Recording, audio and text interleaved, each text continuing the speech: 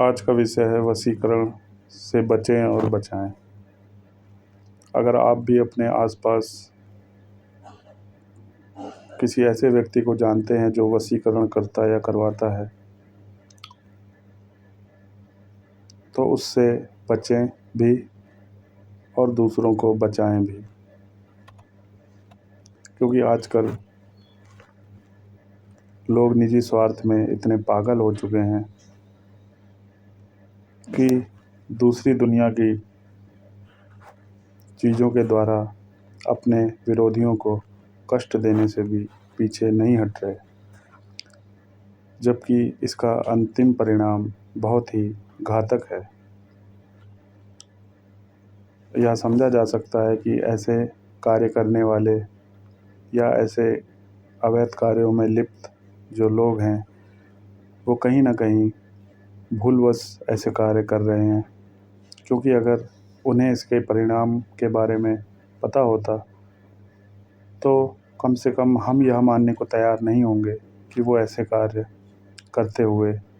जीवन बिताएंगे। इसमें करने और करवाने वाले दोनों का ही सर्वनाश और उनसे जुड़े घनिष्ठ व्यक्तियों का भी सर्वनाश लगभग सुनिश्चित होता है। और इसकी क्रिया कुछ इस प्रकार होती है कि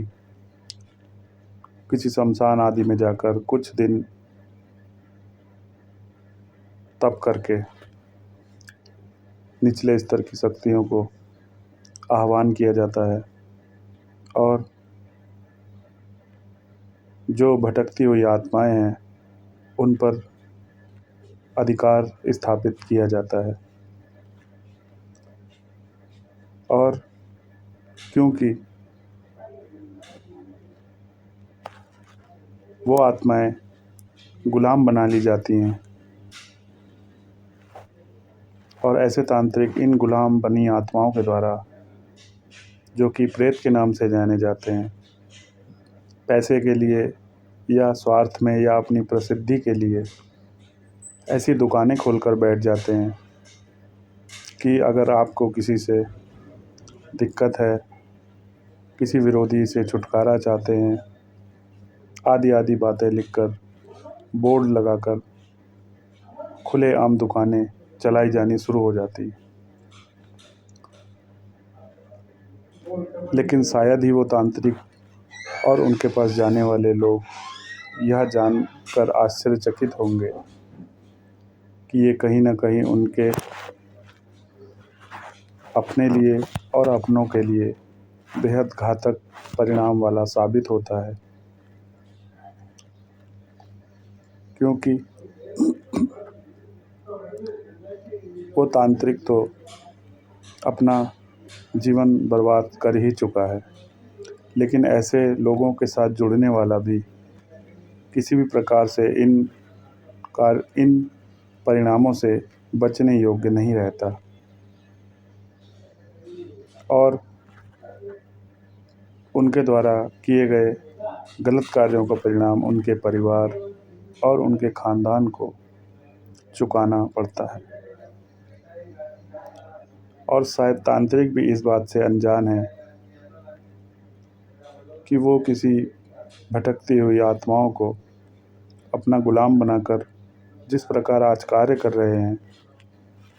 कल मृत्यु के बाद उन्हें भी किसी अन्य व्यक्ति द्वारा गुलाम बनाकर ऐसे ही कार्य करना पड़ेगा, क्योंकि सनातन में हिसाब बराबर का होता है। हिसाब में कोई छूट किसी को नहीं मिलती। और अगर हमारी बात को कोई कल्पना या मनगढ़ंत कहकर यह प्रचारित करके ऐसे अवैध कार्यों का समर्थन करता दिखाई देगा तो यह माना जाएगा कि वो वास्तविकता से बहुत ही दूर रह रहा व्यक्ति है, क्योंकि ऐसे कार्य करने वाले तांत्रिक हों या उनके पास जाने वाले लोग अगर करीब से उन पर निगाह रखी जाए तो यह आसानी से देखा और समझा जा सकता है कि उनका अंत समय बहुत ही कष्टदायक होता है।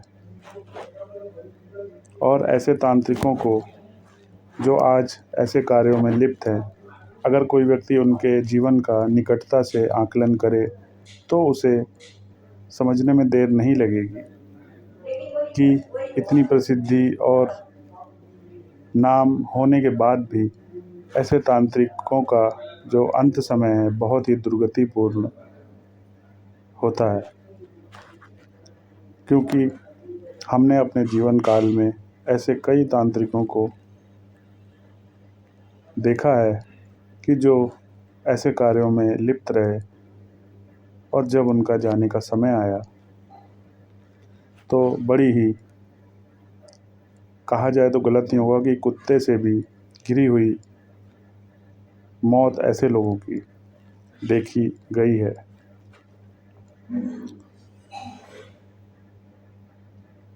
पहले तो इतनी नफ़रत किसी से करना ही अपने आप में गंभीर मानसिक रोग का परिणाम है, और ऊपर से उस नफ़रत के आड़ में अपने जीवन को ही गलत सलत कार्यों की ओर धकेल देना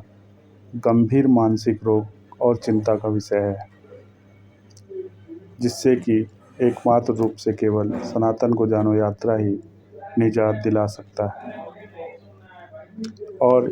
यही हमारी यात्रा के प्रारंभ करने का एक बड़ा आधार भी था कि जैसे जैसे समाज तरक्की की ओर बढ़ रहा है वैसे वैसे ही समाज का आधा से ज़्यादा हिस्सा ऐसे अवैध कार्यों में लिप्त होता जा रहा है जो कि उसकी तरक्की को भी नीचा साबित कर देते हैं। तो आप भी ऐसे लोगों से बचें और दूसरों को बचाने का भी प्रयास करें। हो सकता है कि कई लोग भूलवश इस कार्य में लिप्त हो गए हों या हो रहे हों, इसलिए उनको बचाना ही हमारा प्रथम कर्तव्य होना चाहिए।